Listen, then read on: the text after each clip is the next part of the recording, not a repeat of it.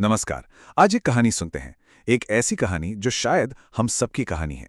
ये कहानी है खुशी की तलाश की और उस जाल की जिसमें हम अक्सर फंस जाते हैं, यानी दूसरों से खुद की तुलना करने का जाल।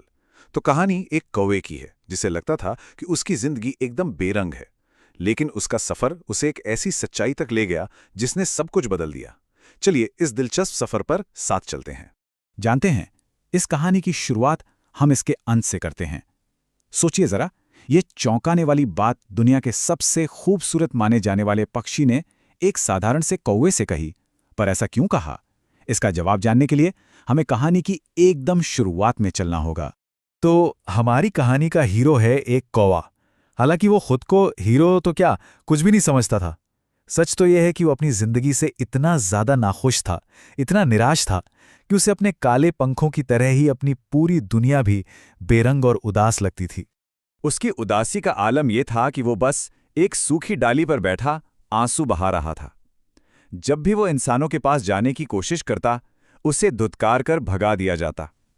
उसे लगता था कि उसकी कर्कश आवाज और इस काले रंग की वजह से दुनिया में उससे कोई प्यार ही नहीं करता। उसकी निराशा इतनी बढ़ चुकी थी कि जब पेड़ के नीचे बैठे एक साधु ने उसे देखा, तो कौवे के मुंह से बस यही निकला कि ऐसी जिंदगी जीने से तो मर जाना बेहतर है। इन शब्दों से ही उसकी पीड़ा का अंदाजा लगाया जा सकता है। कौवे की ये बातें सुनकर साधु का दिल पिघल गया। उन्होंने कौवे को एक ऑफर दिया। बोले, ठीक है, मैं तुम्हें वो बना सकता हूं जो तुम बनना चाहते हो, पर मेरी एक शर्त है। पहले जाकर ये पक्का कर लो कि जिसे तुम चुन रहे हो, क्या वो सच में खुश है। और बस यहीं से कौवे का सफर शुरू होता है। उसे पूरा यकीन था कि कोई और बनकर वो अपनी सारी परेशानियों से छुटकारा पा लेगा। तो वो निकल पड़ा दुनिया के सबसे खुश पक्षी की तलाश में। कौवे ने फौरन सोच लिया कि उसे एक हंस बनना है, तो साधु की शर्त के मुताबिक वो उड़कर एक हंस को खोजने निकल पड़ा ताकि उससे पूछ सके कि भाई तुम्हारी जिंदगी कैसी है।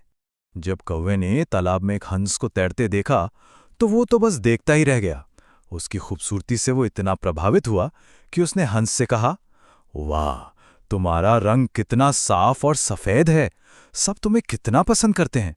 तुम ही दुनिया के सबसे खुश पक्षी हो गए, है ना? लेकिन हंस का जवाब कौवे की उम्मीद से बिल्कुल उल्टा था। हंस ने उदासी से कहा, नहीं दोस्त, मैं खुश कहाँ हूं। मुझ में तो कोई रंग ही नहीं है। इस सफेद रंग में क्या रखा है? मेरे हिसाब से तो तोता दुनिया का सबसे खुश पक्षी है। देखो तो कितने सारे रंग हैं उसके पास। हंस की बात सुनकर कौवा थोड़ा हैरान हुआ, पर अब वो तोते की तलाश में उड़ चला। उसे अब भी यही लग रहा था कि खुशी कहीं और ही है, बस उसे सही जगह ढूंढना है। जब कौवे को तोता मिला तो उसने उसकी भी खूब तारीफ की। उसके हरे लाल खूबसूरत रंगों को देखकर बोला, तुम तो यकीनन दुनिया के सबसे खुश पक्षी होगे, इतने रंगीन जो हो। पर यहां भी कौवे को निराशा ही हाथ लगी। तोते ने अपना एक छिपा हुआ डर बताया। उसने कहा, खुश नहीं दोस्त, मुझे तो हमेशा ये डर सताता है कि कोई इंसान मुझे पकड़कर पिंजरे में ना बंद कर दे। मेरे ख्याल से तो मोर सबसे खुश है, वो तो मुझसे भी ज्यादा रंगीन और शानदार है। तो अब कौवे की यात्रा अपने आखिरी पड़ाव पर थी।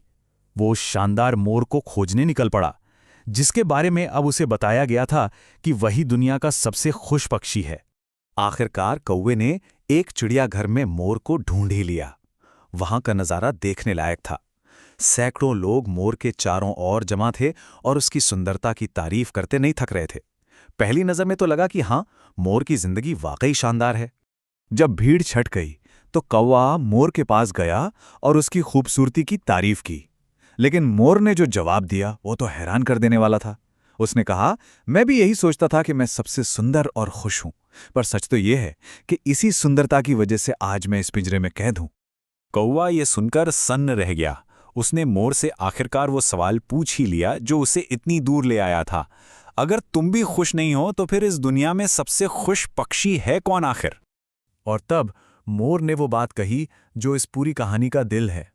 उसने कहा, मैंने इस चिड़ियाघर को बहुत ध्यान से देखा है और मुझे ये एहसास हुआ कि कौवा ही एकमात्र ऐसा पक्षी है जिसे कभी पिंजरे में नहीं रखा जाता। मैं तो कुछ दिनों से यही सोच रहा था कि काश मैं कौवा होता तो मैं भी आजाद होकर कहीं भी घूम सकता। मोर के इन शब्दों ने जैसे कौवे की दुनिया ही पलट दी। वो आज़ादी जिसे वो हमेशा से एक मामूली चीज समझता था, वही किसी और के लिए सबसे बड़ा ख्वाब थी। यही वो पल था जब कौवे को अपनी कहानी का और शायद हम सबकी कहानी का असली सबक समझ में आने लगा था। यहाँ पर कहानी का विरोधाभास एकदम साफ दिखता है। देखिए, मोर की असाधारण सुंदरता, जिसे सब एक बहुत बड़ी खूबी मानते थे, वही उसकी कैद की वजह बन गई। और दूसरी तरफ कौवे का साधारण होना, जिसे वो एक श्राप समझता था, असल में उसकी आज़ादी का सबसे बड़ा वरदान था। ये कहानी असल में उस दुष्चक्र को दिखाती है जिसमें हम सब कभी ना कभी फंसते हैं। हम बेवजह अपनी तुलना दूसरों से करने लगते हैं और ये तुलना धीरे धीरे उदासी और खुद की कमियां निकालने की आदत बन जाती है। ये एक ऐसा जाल है जिससे बाहर निकलना कई बार बहुत मुश्किल लगता है। तो इस कहानी से क्या सबक मिलते हैं? पहला और सबसे बड़ा सबक तो यही है कि सच्चा सुख संतुष्टि में है। ये समझना कि दुनिया में हमेशा कोई हमसे आगे और कोई पीछे रहेगा, ये एक हकीकत है। जब हम तुलना करते हैं तो हम ये देखना ही भूल जाते हैं कि हमारे पास पहले से क्या कुछ अनमोल है। सच तो ये है कि ईर्ष्या से मुक्ति ही असली दौलत है। ये सब समझने के बाद कौवा वापस उस साधु के पास गया। अपनी जिंदगी में पहली बार वो एक कौवा होने पर सच में खुश था, संतुष्ट था। उसने साधु से कहा कि उसे अब कुछ और नहीं बनना, वो जैसा है वैसा ही सबसे अच्छा है। और अंत में एक सवाल सबके लिए छोड़ जाते हैं। जब हम अपनी तुलना दूसरों से करते हैं तो हम अनजाने में अपने लिए कौन से अदृश्य पिंजरे बना लेते हैं? वो कौन सी आज़ादियां हैं जिन्हें हम इस तुलना के चक्कर में गवा देते हैं? इस पर जरूर सोचिएगा।